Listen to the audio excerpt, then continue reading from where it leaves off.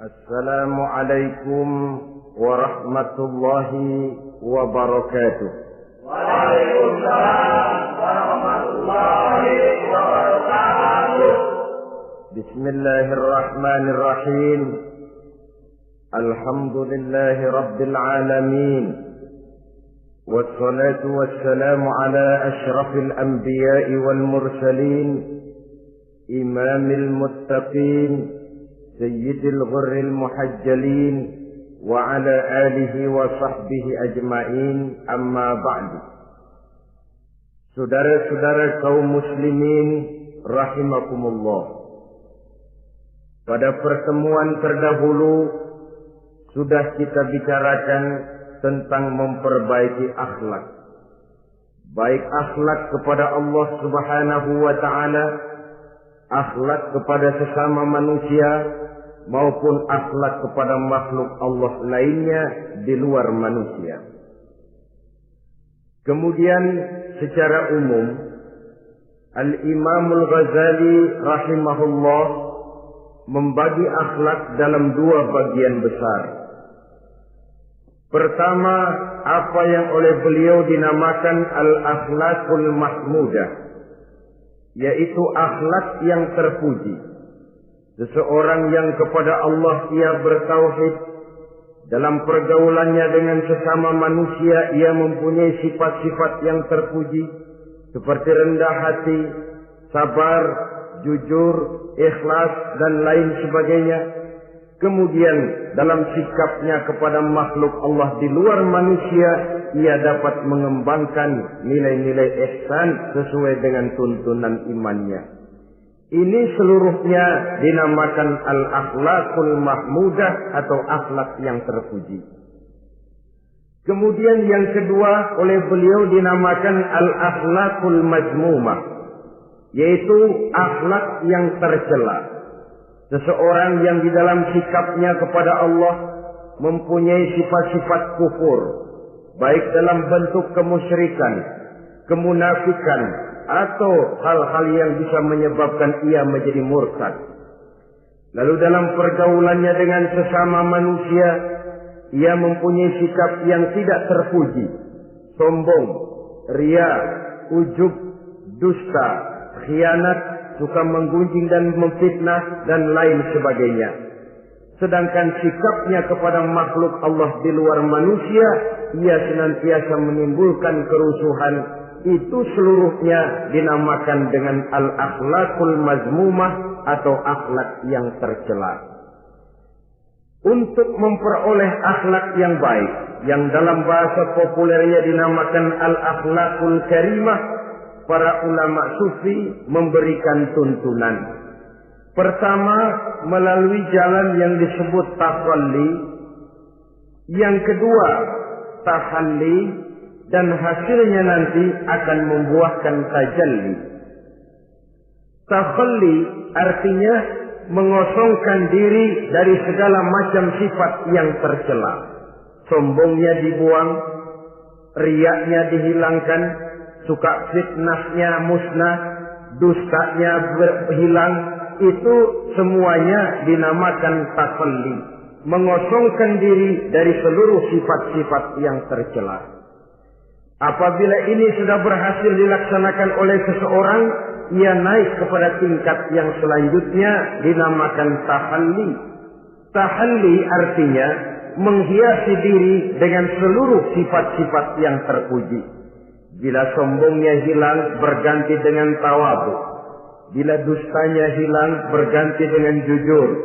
Bila khianatnya hilang, dihiasi hatinya dengan amanah, dan begitu selanjutnya. Hasil daripada tahalli, menghiasi diri dengan segala sifat-sifat yang terpuji, akan mengantarkan orang untuk sampai kepada tajalli, bisa menyaksikan kebesaran Allah Subhanahu wa ta'ala. Maka pada pertemuan kali ini kita akan mulai dengan yang pertama, tahalli, mengosongkan diri dari seluruh sifat-sifat yang tercela, menjauhkan diri dari semua akhlak-akhlak yang tidak baik. Dan pertemuan ini akan kita mulai dengan membicarakan dusta dan akibatnya. Saudara-saudara kaum muslimin rahimakumullah. Salah satu nikmat yang diberikan Allah kepada kita makhluk manusia dalam hidup ini adalah kemampuan untuk berkata-kata. Kemampuan menyalurkan hasrat hati dan keinginan jiwa melalui ucapan dengan bahasa sebagai alat komunikasi. Sehingga orang lalu berkata bahwa al-insan adalah hayawanun natiq. Manusia sebenarnya adalah binatang juga. Cuma saja manusia binatang yang pandai berbicara. Oleh karenanya ini merupakan satu nikmat yang sangat besar yang perlu kita syukuri. Lidah bisa menempatkan seseorang pada posisi yang tinggi. Lidah juga bisa menempatkan orang pada posisi yang paling rendah. Karena lidahnya orang dipuji, karena lidahnya orang dicaci maki dan dicela. Pendeknya seperti kata pepatah, al-lisan saghirul jirmi azimul jurmi. Lidah itu walaupun kecil bentuknya tetapi besar akibatnya. Hampir sebagian besar dari kesulitan-kesulitan yang menimpa manusia pada mulanya disebabkan oleh lidahnya. Sehingga pepatah mengatakan salamatul insan fi hifdzil lisan. Manusia akan selamat apabila dia pandai menjaga lidahnya. Seperti orang kita bilang lidah tidak bertulang. Artinya bicara kadang-kadang demikian enak, bicara kadang-kadang demikian nikmat, tidak terasa akan membawa akibat yang tidak pernah kita perhitungkan sebelumnya. Oleh karenanya salah satu yang menyebabkan manusia bisa turun nilai kemanusiaannya apabila dia telah mempergunakan lidahnya untuk suatu yang lazimnya kita namakan dusta. Apa sebenarnya dusta itu? Dikatakan al-kadzib huwa adamu mutabaqatil khabar lil waqi'. Dusta ialah tidak adanya persesuaian antara berita dengan kenyataan. Itu yang dinamakan dusta. Berita tidak sesuai dengan kenyataannya. Nah, bentuknya bisa mengada-ada, bisa menambah-nambah, ataupun mengurang-ngurang. Itu bentuk-bentuk daripada tidak sesuainya berita dengan kenyataan. Mengada-ada, yang tidak ada diada-adakan, itu jelas merupakan dusta. Kemudian menambah-nambah, beritanya sebenarnya cuma 1 meter, tapi disampaikan orang kepada kita 5 meter, yang 4 meter tambahan. Disitulah kemungkinan terjadinya penyusupan-penyusupan berupa dusta adanya. Ataupun mengurang-urang. Beritanya sebenarnya 8 meter, sampai ke kita cuma 2 meter. Yang 6 meter berita itu dikorup. Itu juga sudah bagian tersendiri daripada yang dinamakan dusta. Oleh karenanya kita harus berusaha. Pertama dari sifat mengada-ada. Yang tidak ada diada-adakan. Itu jelas dusta. Dan ini pekerjaan paling enak memang. Orang seakan-akan terpesona. Orang seakan-akan kagum. Padahal kita mengada-ada. Barang yang tidak ada diada-adakan. Rasul juga pernah, saudara-saudara. Tapi bernada seperti ini, namun jujur. Satu saat beliau sedang duduk, ada seorang perempuan mengendarai onta, sudah tua sekali ontaknya. Lalu Rasul bangun menegur orang tadi, "Bu, kenapa naik anak onta?" katanya.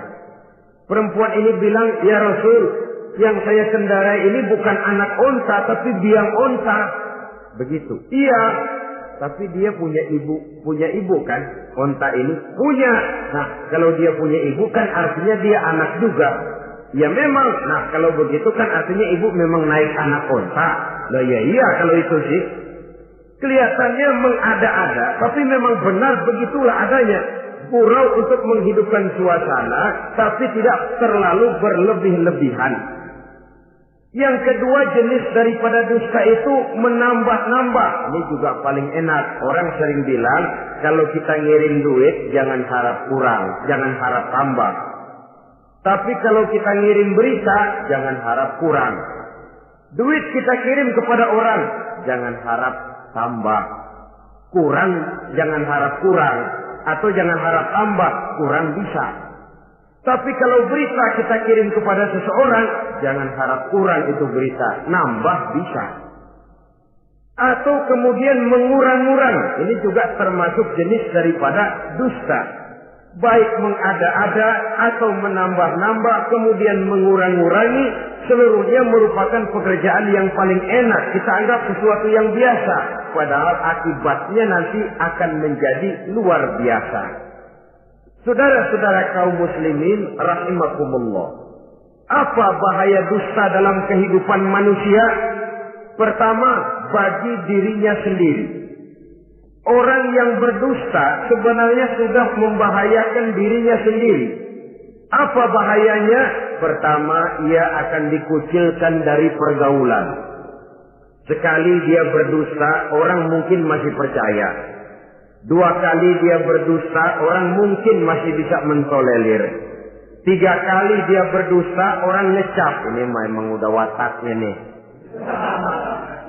Hobi dah kalau begini.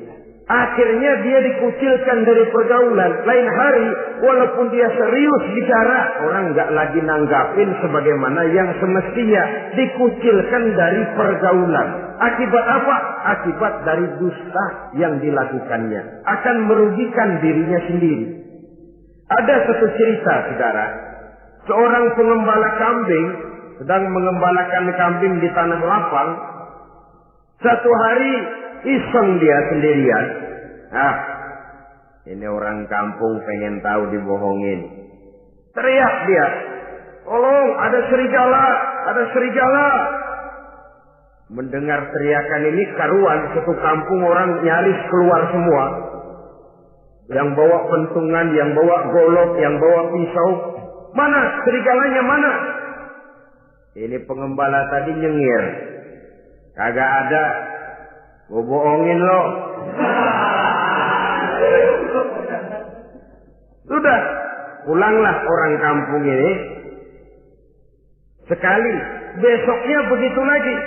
Keluar lagi orang kampung, ternyata juga tidak ada serigala. Pada hari yang ketiga, serigalanya benar-benar datang. Si pengembala tadi pucat, lalu teriak-teriak, tolong ada serigala datang. Nah orang kampung udah nandain. 2 kali kita dibohongin, ini paling dia bohong lagi. Satu pun tidak ada orang kampung yang keluar untuk menolong. Akhirnya kambingnya habis dimakan oleh serigala. Yang rugi dirinya sendiri. 1 kali dia bohong, orang percaya mungkin. 2 kali dia bohong, orang masih tolerir. 3 kali dia bohong, orang nandain. Terkucil dari pergaulan akibat daripada perbuatan dusta. Oleh karenanya saya yakin tidak seorang pun di antara kita yang suka berteman dengan seorang pendusta. Karena apa? Seorang pendusta tidak akan segan-segan menjual temannya sendiri.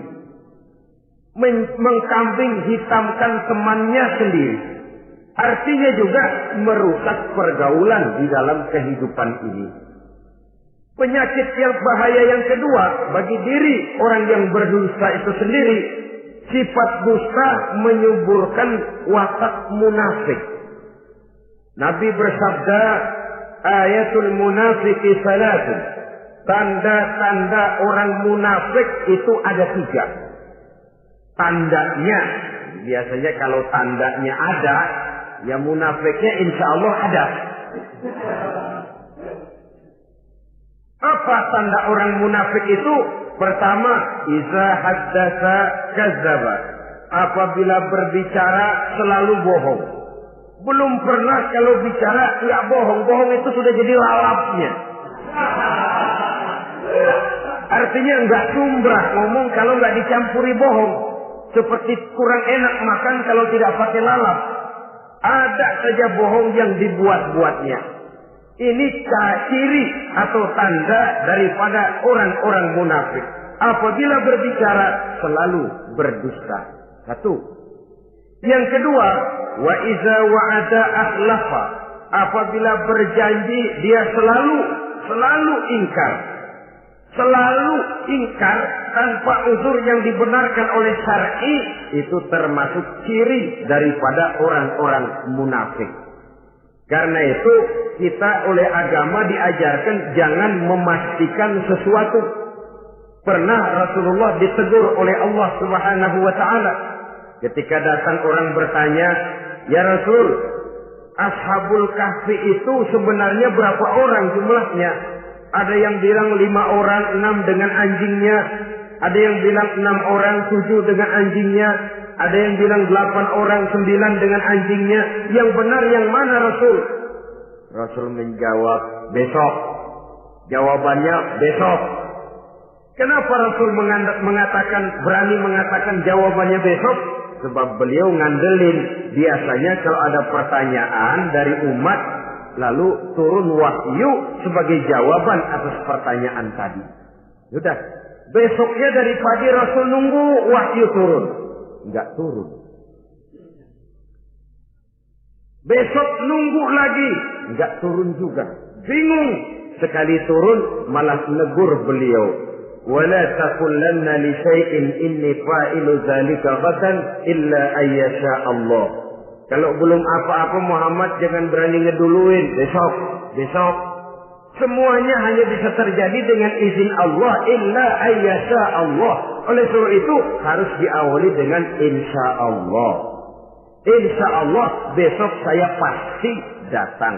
Insya Allah ya karena kita beriman kepada Allah. Kepastian di tangan Allah. Pastinya karena kita memang berniat benar ingin datang. Kita kadang-kadang insya Allah ini jadi lalap sih. Asal dia bilang insya Allah udah tulen kagak mau dah. Besok ya, insya Allah enggak ya. Ini salah kaprahnya kita, saudara-saudara. Yang ketiga, ciri daripada orang munafik itu wa iza tumina khana. Apabila dipercaya, ia selalu berkhianat. Tidak pandai menjaga amanah dalam kehidupan ini. Tidak boleh mendapat satu kepercayaan lalu dikhianatinya kepercayaan itu. Maka jangan lupa bahwa kita diberikan lidah, kita diharuskan memelihara lidah. Dengan apa? Menjaganya daripada sifat-sifat dusta. Apabila berjanji, kita berusaha menepati. Apabila dipercaya, kita berusaha menjaga amanah. Kenapa? Mencari kepercayaan itu sulit, saudara. Tetapi memelihara kepercayaan itu jauh lebih sulit. Apalagi kalau yang bernama rahasia. Rahasia itu memang selama masih ada dalam hati. Kalau sudah kita bicarakan kepada orang lain, itu sudah bukan rahasia lagi sifatnya. Memang sih pada mulanya kita bisa ngomong. Nih gue ngomong begini nih sama lu doang nih. Lu jangan ngomong-ngomong sama yang lain ya. Nanti yang kita ajak ngomong lagi sama orang lain. Nih sama lu doang nih. Jangan ngomong-ngomong sama yang lain. Akhirnya kan terus sampai walaupun setiap kali ngomong mesti cuman malu doang nih ya. Tapi akhirnya tuh beritanya jadi merata menjalar. Kenapa? Rahasia adalah apa yang ada di dalam hati. Jikalau sudah kita bicarakan kepada orang, sudah bukan rahasia lagi namanya. Apalagi sifat manusia. Kalau dia lagi seneng sama kita, jangankan perbuatan kita yang baik, perbuatan kita yang salah pun masih dibenarkannya juga. Tapi kalau dia sudah jengkel sama kita, jangankan kita main judi, kita ngaji masih salah. Itu kalau orang sudah nggak senang itu ya begitu. Dia benci sama kita. Jangankan kita main judi, kita baca Quran masih salah. Tapi kalau dia senang sama kita, hampir matanya itu hilang dari penilaian-penilaian yang objektif. Oleh karenanya sifat dusta menyuburkan sifat kemunafikan di dalam diri seseorang. Yang diantara tandanya tadi, iza haddasa kazaba. Apabila berbicara, ia selalu berdusta. Kemudian bahaya yang ketiga, orang yang selalu berdusta jauh dari ketenangan. Sebab apa? Pada saat kita mendustai seseorang, orang itu mungkin percaya. Tapi makin dia percaya, makin tersiksa batin kita. Kenapa? Hati kita sendiri ngomong, lu percaya kok gue bohongin? Kita sendiri tahu bahwa kita bohong. Itu yang menyiksa batin. Jauh dari ketenangan. Apalagi akan timbul satu sifat was-was. Ntar dia tahu. Bagaimana kalau rahasia ketahuan? Bagaimana kalau dia tahu saya bohong? Ini akan menyebabkan seseorang jauh dari ketenangan hidup. Makin rajin dia berdusta, makin tersiksa jiwanya. Lain kalau hatinya sudah mati. Dusta memang sudah jadi profesinya, kebiasaannya. Tidak merasa menyesal, tidak merasa berbuat salah. Dusta itu sudah jadi hobi. Sehingga enak saja. Hati sudah jadi mati kalau sudah begitu. Dan sepanjang hati sudah jadi mati, itulah yang paling kita khawatirkan. Artinya nilai kita adalah bangkai berjalan dalam pandangan Allah Subhanahu wa ta'ala. Saudara-saudara kaum muslimin rahimakumullah. Oleh karenanya membahayakan diri sendiri dusta itu. Yang kedua, berbahaya bagi masyarakat banyak. Tentu saja apabila status sosial kita tinggi, makin luas akibat daripada kedustaan kita. Seorang kepala rumah tangga yang berdusta, seluruh keluarganya jadi rugi. Seorang kepala kampung yang berdusta, rakyat sekampungnya rugi. Seorang gubernur berdusta, rakyat satu provinsi rugi. Seorang pemimpin negara berdusta, rakyat satu negara rugi. Makin tinggi status sosial, makin besar akibat daripada suatu dusta. Oleh karenanya, menimbulkan keresahan di tengah masyarakat. Masyarakat itu apa? Dimulai dari masyarakat yang paling kecil, rumah tangga. Kalau satu rumah tangga sudah diwarnai oleh sesuatu yang bernama dusta, maka ketenangan, ketentraman, kebahagiaan rasanya akan sulit terwujud di dalam rumah tangga itu sendiri. Seorang istri apabila sudah pandai mendustakan suaminya, maka itu sudah berarti memulai keretakan dalam kehidupan rumah tangga, menimbulkan benih-benih ketidakpercayaan. Apabila seorang suami sudah mulai mempunyai titik ketidakpercayaan kepada istrinya lagi, itu sudah menandakan retaknya basis kehidupan rumah tangga. Istri yang mendustakan suaminya, umpamanya diberikan nafkah, lalu mestinya sebenarnya sudah diperhitungkan cukup, uang masih ada, dikatakannya habis, dan lain sebagainya. Akibatnya nanti si suami mikir-mikir, kan menurut perhitungan duit masih cukup, kenapa sudah habis? Nah, oleh karena istrinya tidak jujur, suaminya juga mulai berusaha tidak jujur lagi. Mendapat penghasilan besar, mengaku sedikit. Kalau sudah begitu, saling dusta mendustai pun sudah dimulai. Nanti akan terus meresap kepada kehidupan daripada anak-anak sebagai anggota di dalam rumah tangga kita. Saudara-saudara, oleh karenanya rumah tangga bisa saja berantakan, menjadi kacau, baik karena dusta istri, dusta suami, dusta anak, atau dusta orang lain menyulut dan mengganggu rumah tangga kita. Suaminya lagi enak-enak duduk di depan rumah, datang laporan. Kamu kok tenang saja di rumah? Memangnya kenapa? Istrimu, waduh. Ya memang kenapa istri? Waduh.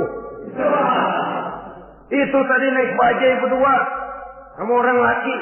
Ya memang supir bajai, masa dia sendiri. Tapi kalau berita ini digunting, dikat sampai di situ, kan nanti ini sudah menimbulkan suami mendengar istrinya naik bajai berdua dengan orang laki, tentu marah. Pulang istrinya sudah payah-payah dari pasar, dicaci maki dan lain sebagainya. Apa ini? Akibat dari omongan dari lidah yang memang kecil dan tidak bertulang itu, tapi sungguh sangat besar akibatnya. Kemudian juga pergaulan. Berapa banyak saudara jauh dari saudaranya, teman berpisah dengan temannya, tetangga marah dengan tetangganya akibat daripada perbuatan lidah, daripada ucapan lidah ini. Akibat daripada yang bernama dusta ini. Oleh karenanya, saudara-saudara, dusta pun merusak pergaulan. Kemudian usaha. Satu kali kita berdusta, mungkin usaha mendatangkan untung.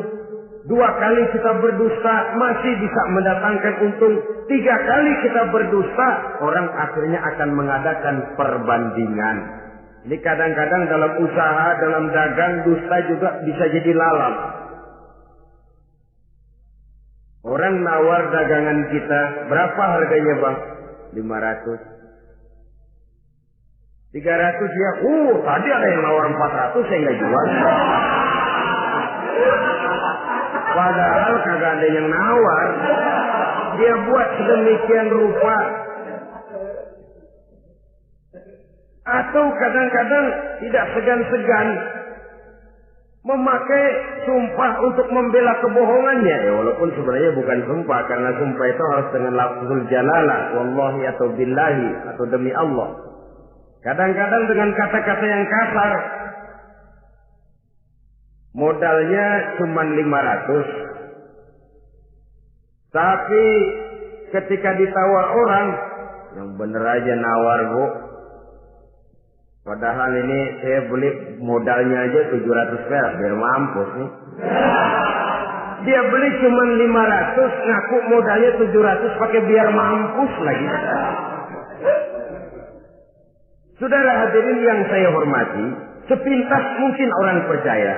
Mungkin orang yang tergerak untuk membeli. Tapi kemudian keuntungan yang didapat dengan jalan berdusta itu, bisakah membawa berkah dalam kehidupan kita? Rasanya tidak. Dan kalau sudah tidak membawa berkah, maka itu keuntungan itu tidak lagi akan mendatangkan ketenangan di dalam kehidupan. Oleh karenanya menjaga lidah ini memang berat. Sehingga dalam satu hadis lain Nabi bersabda, al-jannatu mustaqatun ila arba'ati nafar. Surga rindu, surga kangen kepada 4 macam manusia. Ini model.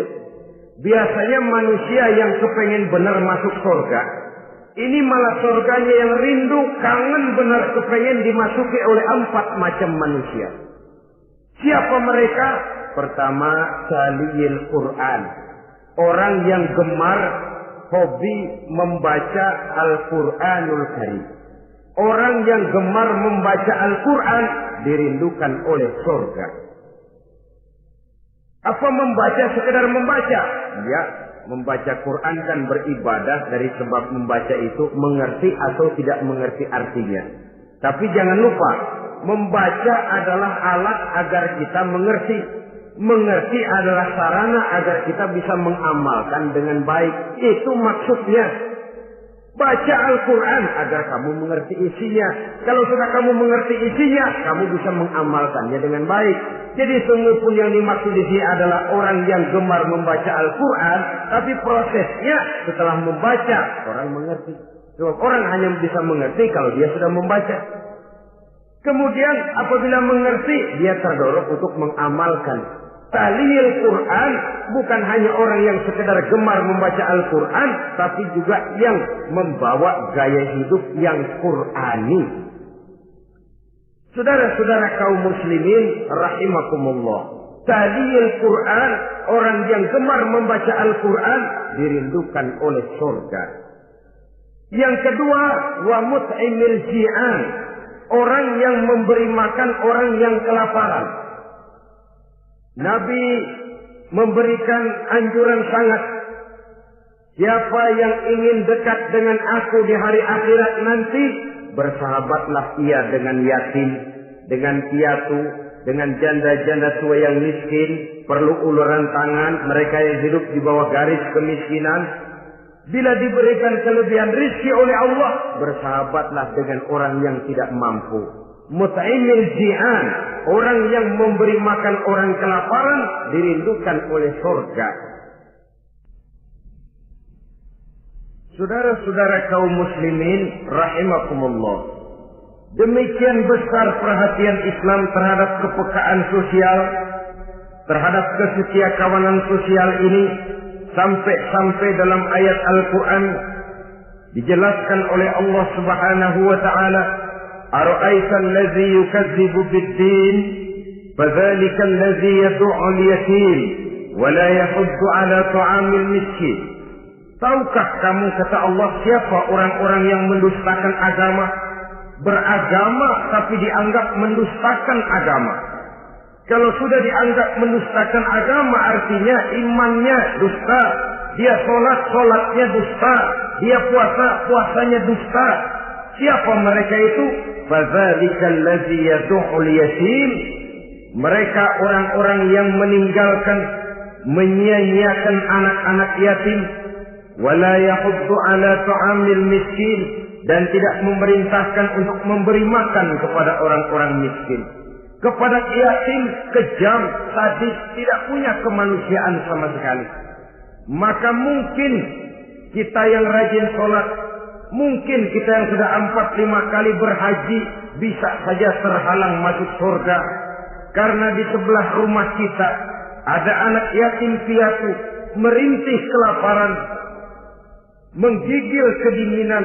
Kita tahu, kita mampu, dan kita diam saja tidak mau memberikan pertolongan. Itu yang mungkin bisa menghalangi kita untuk sampai ke surga. Oleh karenanya, salah satu jenis manusia yang dirindukan oleh surga, mut'imil ji'an, orang yang memberi makan orang yang kelaparan.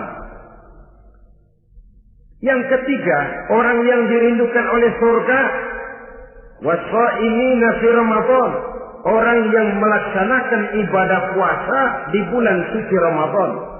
Dan yang keempat, ini yang ada kaitannya dengan masalah kita, wa hafizil lisan. Salah satu manusia yang dirindukan oleh surga ialah orang yang pandai menjaga lidahnya. Artinya dia bisa menempatkan diri, kapan waktunya bicara, kapan waktunya diam. Orang bilang memang kalau bicara itu perak, diam itu emas. Maksudnya diam lebih berharga daripada bicara. Tapi orang memang harus pandai menempatkan diri. Artinya tahu kapan waktunya bicara, kapan mestinya diam.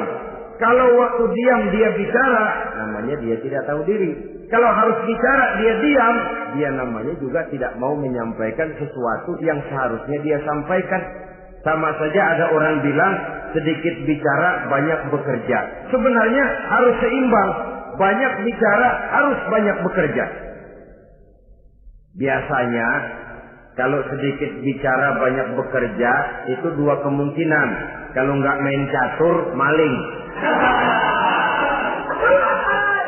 Yang namanya maling bicaranya sedikit. Maling buka jendela lalu berbisik sama temennya, udah tidur. Ngomongnya segitu, selebihnya dia kerja serapi-rapinya.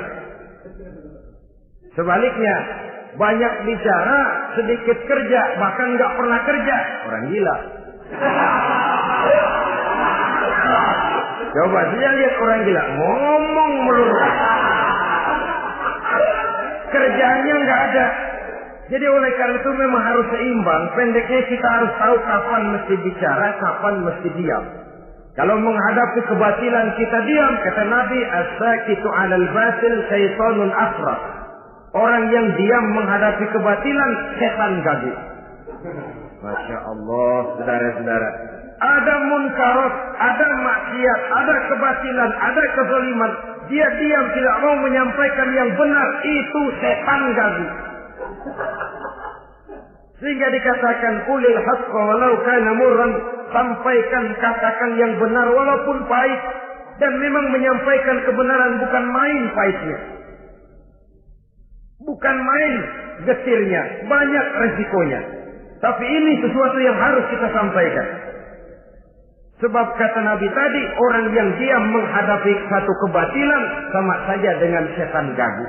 Orang yang pandai menjaga lidahnya dirindukan oleh surga.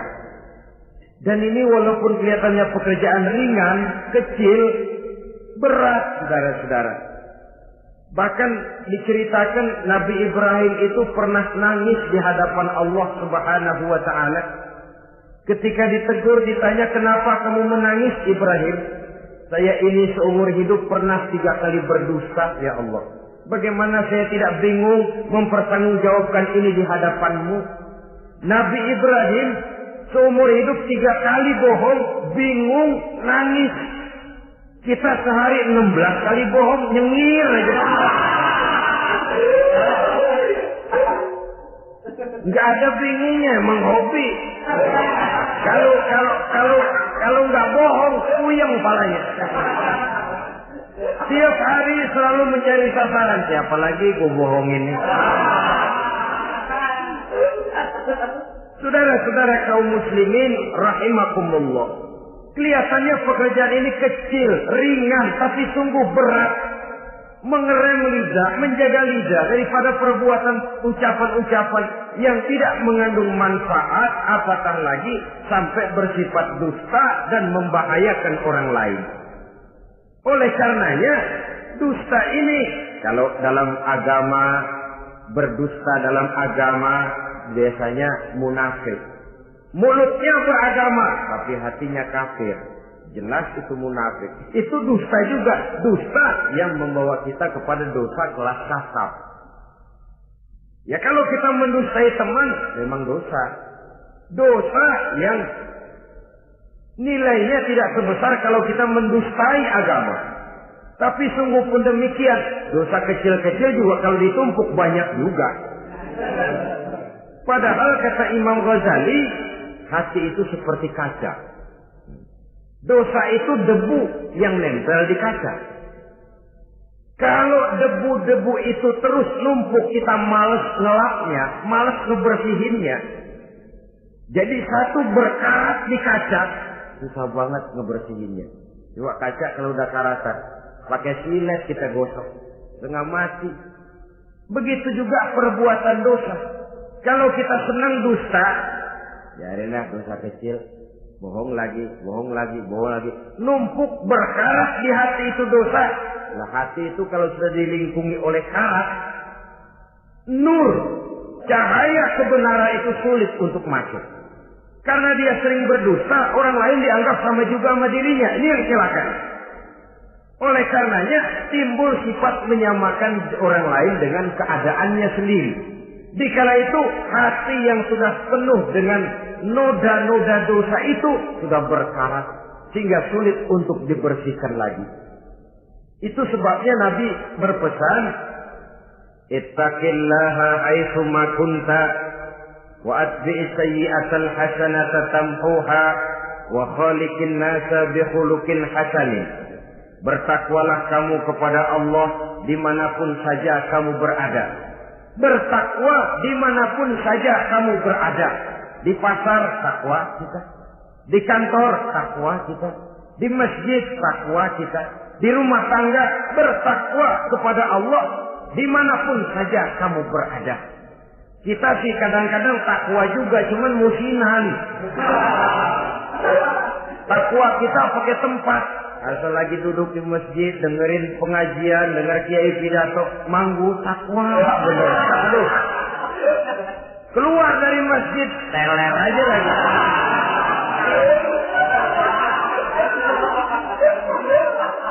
Takwa juga kita cuma pakai tempat. Nabi pesan dimanapun kamu berada, ittaqillah haitsu ma kunta. Bertakwalah kepada Allah dimanapun saja kamu berada. Wa atbi'i sayyi'atal hasanah tamhuha. Ikuti perbuatan salahmu dengan kebaikan, niscaya kebaikanmu akan menghapus kesalahan yang kamu kerjakan. Kalau sadar kita, ya Allah tadi berdusta, astagfirullah, perbanyak istighfar. Ikuti. Jadi begitu tuh kaca kena debu, lap. Kena debu lagi, dilap lagi. Kena debu, dilap lagi. Insya Allah tidak sampai berkarat. Jangan lalu nunggu. Ntar aja dah taubat, udah tua-tuaan dikit. Kayaknya umur dia yang ngatur. Saudara-saudara, oleh karenanya ikuti perbuatan salah dengan kebaikan. Terselip kita berbuat salah, iringi dengan sedekah. Terselip kita melakukan dosa, iringi dengan istighfar. Melihat sesuatu yang haram, astagfirullahaladzim. Lalu dipalingkan, jangan mulut astagfirullah, mata melotot.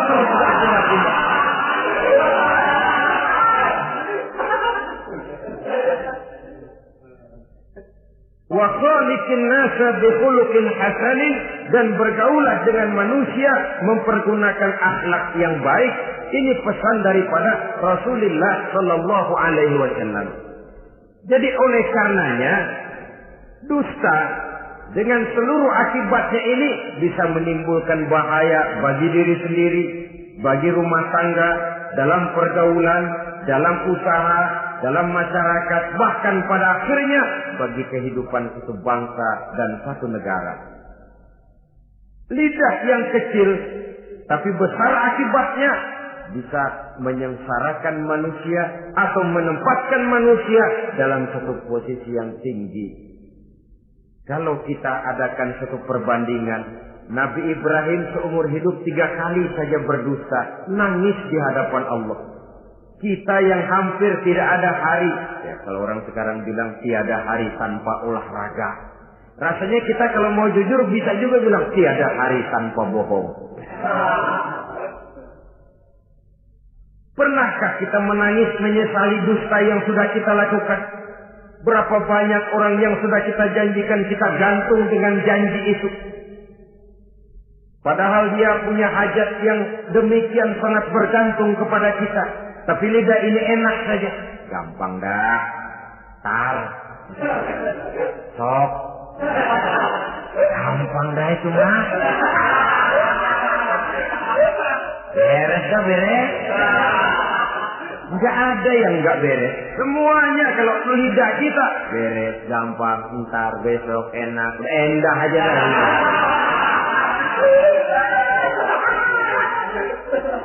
Habis orang kita gantung dengan harapan. Padahal kita tidak bermaksud memberikan harapan itu. Sementara kita melangkah melenggang dengan senyum, sedang orang lain menggerutu. Saudara-saudara kaum muslimin rahimakumullah, ini pada gilirannya akan kembali penyakitnya kepada diri kita juga. Menyuburkan watak munafik, mengucilkan kita dari dalam pergaulan, dan menjauhkan kita daripada ketenangan hidup. Karenanya dusta memang berbahaya.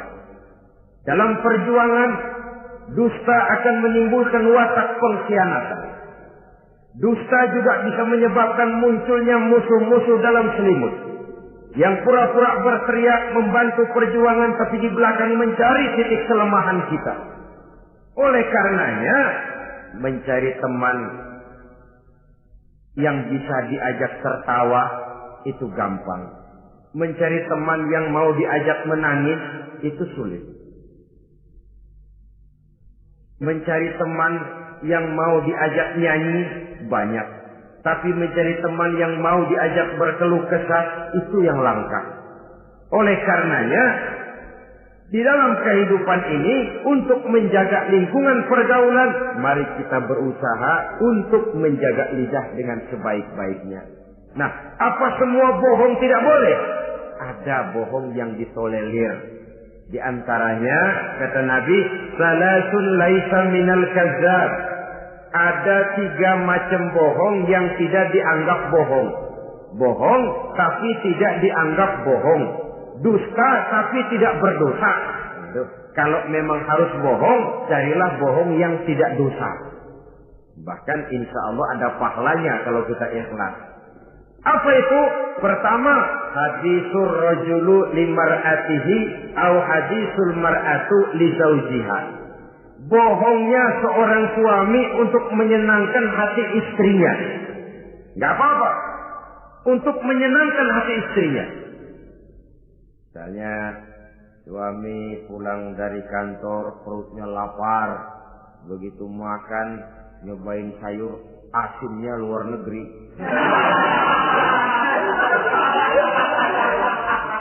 Baru dicobain sedikit, suaminya udah celam-celam, melotot matanya.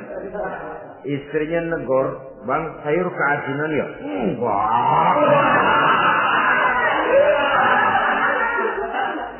Soal keasinan bagus. Cuma tadi di kantor saya sudah diajak makan oleh teman, jadi masih kenyang. Simpan sajalah, nanti sore kita baru makan. Lapar, kesel, jongkok, tapi karena mau menyenangkan istri. Enggak.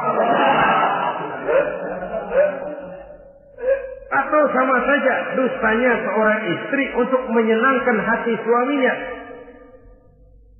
Bisa saja itu terjadi. Suaminya beli sendal buat istri. Mahal, padahal murah kena mahal. Warnanya gak enak dilihat, potongannya norak.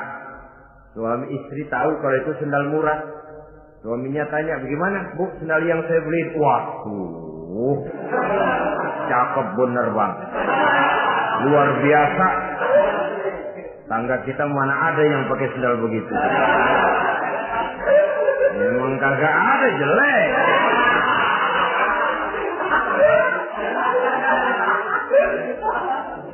Tapi kalau waktu itu istrinya jujur, malah akan bisa menimbulkan keretakan. Bohong seperti ini termasuk bohong yang bisa ditolerir untuk menyenangkan hati istrinya atau untuk menyenangkan hati suaminya. Tapi lalu jangan dieksploitir. Jangan dieksploitir dalam arti untuk menutupi kedustaan, untuk menutupi perbuatan salahnya lalu berdusta. Menutupi perbuatan salahnya, itu yang tidak boleh. Sebab bagaimanapun ditutupi perbuatan salah, toh akhirnya akan naik juga ke permukaan. Yang kedua, al-kadzib li islahi zatil bain. Dusta untuk mendamaikan dua orang yang sedang berselisih. Itu boleh. Malah Raja Iblis, kalau ada dua orang yang sedang berselisih, marahan kita jadi tukang sulut, tukang ngipasin. Datang ke sana ngipasin, datang kemari ngipasin. Tidak mendamaikan. A marah sama B. Datang kita sama A katanya kamu marahan sama B. Ya itu B kurang ajar. Enggak begitu. Saya kemarin ketemu di si B, dia bilang kangen sama sampean, pengen ngobrol sama-sama. Padahal B enggak pernah ngomong apa-apa.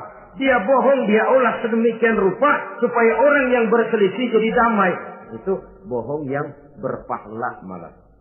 Yang ketiga, bohong untuk menyelamatkan jiwa seseorang. Itu boleh. Ada orang mau membunuh, PKI nyari ustad. Nah, kamu tahu rumahnya Ustadz Ano, kamu tahu? Tahu Pak. Gimana? Bapak mau apa? Mau saya bunuh dia, kurang ajar. Oh, orangnya nggak ada Pak. Mana? Nggak tahu, keluar negeri, keluarnya lagi kali dah. Jauh. Padahal orangnya ada di dalam, tapi dia berdusta untuk menyelamatkan jiwa orang yang sedang terancam. Itu malah boleh, bukan saja boleh, berpahala, malah berdosa kalau waktu itu dia jujur. Mau cari ustaz buat apa Pak? Mau saya bunuh? Ada Pak di dalam. Ada.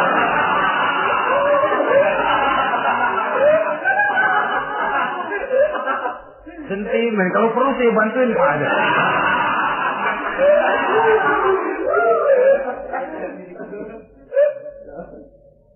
Hanya jenis bohong-bohong seperti ini yang bisa ditolerir. Itu akibat di dunia, saudara. Kita sudah bisa terkucil dari pergaulan, retak rumah tangga, usaha mengalami kebuntuan, masyarakat mengalami keresahan akibat dusta. Di akhirat nanti, na'udzubillah, summa na'udzubillah. Kita baca dalam riwayat Mi'raj, Rasul melihat orang yang lidahnya menyengser ke tanah, digunting, putus, bersambung lagi, digunting lagi, putus lagi, bersambung lagi. Kadang dituangi dengan coran api neraka. Na'udzubillah, coran neraka. Kita nginjak puntung aja lompat. Ini mulutnya dituangi dengan coran dari neraka. Innalillahi wa inna ilaihi raji'un. Iya, tapi kalau dituangi coran begitu dari neraka kan terus mati sekaligus. Iya, kalau terus mati lumayan. Neraka itu kata Quran, kullama nadijat juluduhum baddalnahum juludan ghairaha liyazuqul azab. Tiap kali hancur kulitnya, kami buatkan kulit yang baru. Diazab lagi, hancur lagi, dibuatkan lagi. Untuk apa begitu? Liyazuqul azab, biar dia rasain. Kalau sekali kemplang mati mah enak. Pokoknya diazab di neraka, digejrot, mati, selesai. Lumayan. Ini nggak ada matinya. Penyet, bangun lagi, kemplang lagi, persis salam cemen.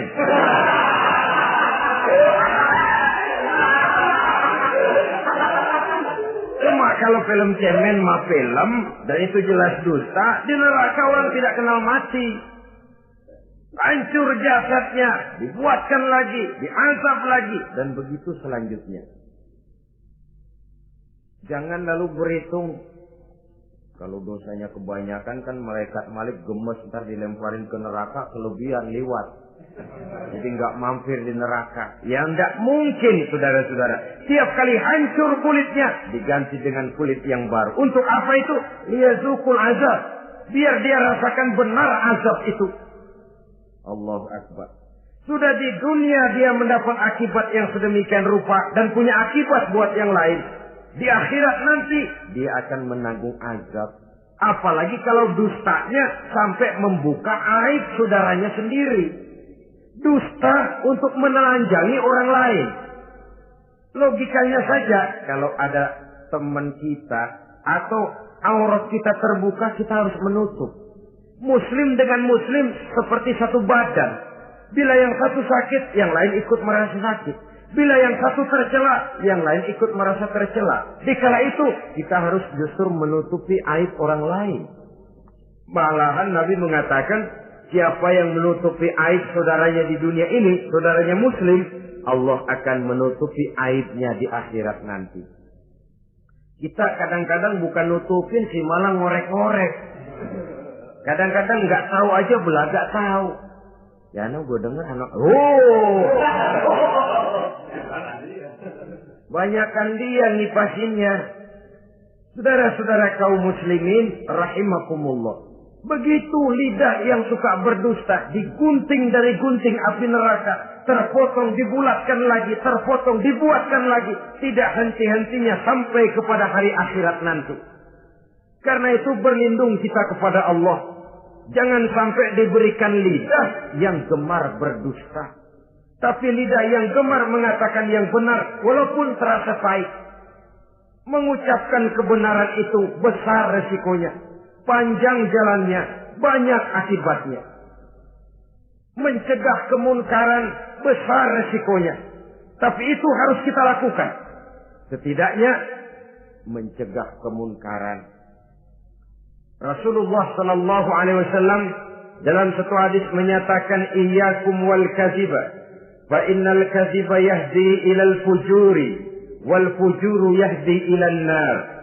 Hati-hatilah kamu daripada sifat dusta, sebab sesungguhnya dusta membawa kepada perbuatan durjana dan perbuatan durjana menggiring orang kepada neraka. Mula-mula memang ucapan, dari ucapan orang melangkah kepada perbuatan, dan perbuatan itulah yang akan jadi penilaian Allah. Jikalau baik, dia akan menyebabkan kita ke surga. Jikalau tidak baik, perbuatan kita jugalah yang akan menjerumuskan kita ke dalam neraka. Dimulai dari suka berdusta. Akibat lidahnya gemar berdusta, perbuatannya pun merupakan perbuatan dusta. Suka pura-pura, mental munafik. Artinya hilang sifat kejujuran dalam dirinya. Apabila ini sudah melembaga dalam kehidupan seseorang, sulit dia melepaskan diri dari cengkraman dusta itu sendiri. Untuk jangka pendek di dunia ini maupun jangka panjang di akhirat nanti, dusta hanya akan membawa malapetaka bagi diri yang bersangkutan dan juga bagi orang lain. Benar kalau tadi pepatah mengatakan salamatul insan fi hifdzil lisan. Bahkan ada yang bilang kalau lidah lukai hati, kalau pedang lukai tubuh, masihkan ada harapan sembuh. Kalau lidah lukai hati, kemana obat hendak dicari? Kita tampar orang dengan tangan 2-3 hari, 2-3 jam bahkan sudah hilang bekas tamparan itu. Tapi kita tampar orang dengan lidah, dengan ucapan, seumur hidup dia akan tetap ingat. Kita bohongi orang, kapan ketemu dia ingat nih, dia nih. Nih yang kerjanya bohongin melulu. Gimana aja ada bohongnya. Kalau sudah dicap sebagai pendusta, kita memang nggak tahu, tapi tiap kita jalan orang iringi perjalanan kita. Pembohong, pembohong. Saudara, masyarakat ini punya hukum yang tidak tertulis, tapi lebih kuat dan lebih kejam daripada hukum yang tertulis. Sehingga lalu orang mengatakan sekali arang tercoreng di dahi, seumur hidup orang tak percaya. Ini artinya hukum masyarakat itu lebih kejam daripada hukum yang tertulis. Sekali kita dicap sebagai pendusta, lain kali kita mau benar-benar banget juga. Aku benar-benar banget ini, sumpah dah. Alah, sumpah lo udah lalap dah, kagak laku. Ya Allah, kita sumpah pun orang gak percaya. Ya kalau binatang kita pegang ekornya barangkali. Tapi kalau orang jelas omongannya yang kita pegang. Nah kalau omongannya sudah nggak bisa dipegang, apanya lagi yang kita harapkan? Oleh karenanya saudara-saudara, lidah yang kecil bentuknya tapi besar akibatnya ini harus diisi dengan nilai-nilai iman. Lidah yang sudah dimasuki nilai iman akan berat untuk berdusta, berat untuk memfitnah, berat untuk menggunjing, ringan untuk mengucapkan yang baik, ringan untuk zikrullah, ringan untuk baca Quran, ringan untuk musyawarah terhadap hal-hal yang baik. Lidah yang ada imannya, aduh berat saja kalau sudah memfitnah orang, berat kalau harus menggunjing orang. Tapi lidah yang belum ada imannya, nyelonong saja. Licin kalau diajak fitnah, licin kalau diajak ngata-ngatain orang, licin kalau diajak mengadu domba orang lain. Dan ini akan berakibat nantinya timbulnya keretakan, keresahan sejak dari pribadi, rumah tangga, masyarakat luas. Akibat apa? Dusta. Dari sekian dusta yang paling kita khawatirkan adalah kalau kita sampai dicap oleh Allah sebagai pendusta agama. Beragama tapi dianggap pendusta. Agama sekedar lipstik, agama sekedar dekorasi, agama sekedar penghias kartu tanda penduduk, tapi hidup jauh dari tuntunan nilai-nilai agama. Pendusta-pendusta agama semacam ini pada gilirannya akan terkena penyakit yang disebut munafik. Iman lidahnya tapi kufur hatinya. Islam ucapannya tapi kufur perbuatannya. Nah, ini resikonya sangat besar. Adapun dusta-dusta kepada orang lain, dosa ya dosa, tapi dosa yang mudah untuk bertaubat. Kalau saya katakan mudah untuk bertobat, saya bukan merangsang kita untuk berdusta, bukan. Tetapi jangan lupa seperti saya katakan tadi, bagaimanapun ringannya satu dosa, kalau ditumpuk dan ditumpuk, dia akan berurat, berakar dan berkarat di hati kita. Dan bukankah hati itu merupakan cerminan dari seluruh